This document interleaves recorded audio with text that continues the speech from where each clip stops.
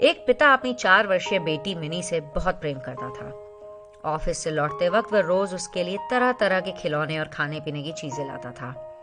बेटी भी अपने पिता से बहुत लगाव रखती थी और हमेशा अपनी तोतली आवाज में उनसे बातें करती थी और पापा पापा कहकर पूरे घर में घूमती रहती थी। दिन अच्छे बीत रहे थे कि अचानक एक दिन मिनी को बहुत तेज बुखार हुआ और सब घबरा गए। 2-3 दिन उसका ख्याल भी रखा, लेकिन जब ज्वर कम नहीं हुआ तब मिनी के पिता उसे अस्पताल लेके गए और उसको वहां पे एडमिट भी कर दिया गया, परंतु उसकी बीमारी पकड़ नहीं आई और मिनी की मृत्यु हो गई। परिवार पे तो मानो पहाड़ ही टूट पड़ा और पिता की हालत तो एक मृत व्यक्ति के समान हो गई। मिनी के जाने के हफ्तों बाद भी वे ना किसी से बोलते ना बात करते, बस रोते ही रहते हैं। यहाँ तक कि उन्होंने ऑफिस जाना भी छोड़ दिया और घर से निकलना भी बंद कर दिया।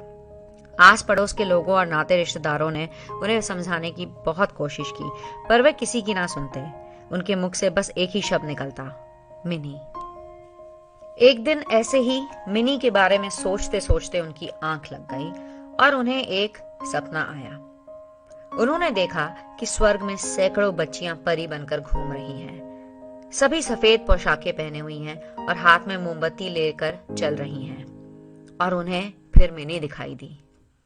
उसे देखते ही पिता बोले, मिनी मेरी प्यारी बच्ची, सभी परियों की मोमबत्तियां जल रही हैं, पर तुम्हारी बुझी क्यों है? तुम इसे जला क्यों नहीं लेती? मिनी बोली, पापा मैं तो बार बार मोमबत्ती जलाती हूँ, पर आप इतना रोते हो कि आपके आंसुओं से मेरी मोमबत्ती बुझ जाती है। ये सुनते ही पिता की नींद टूट गई और उनकी आंखों से आंसू बह चले फिर से। तुरंत उन्होंने अपने उन बहते हुए आंसुओं को पोंछ दिया और उस सपने का मतलब वो पूर्ण रूप से समझ गए थे। वे समझ गए थे कि इस तरह दुखी रहने से उनकी बेटी भी खुश नहीं रह सकती, और वो पुनः सामान्य जीवन जीने के लिए एक असीम प्रयास में लग गए।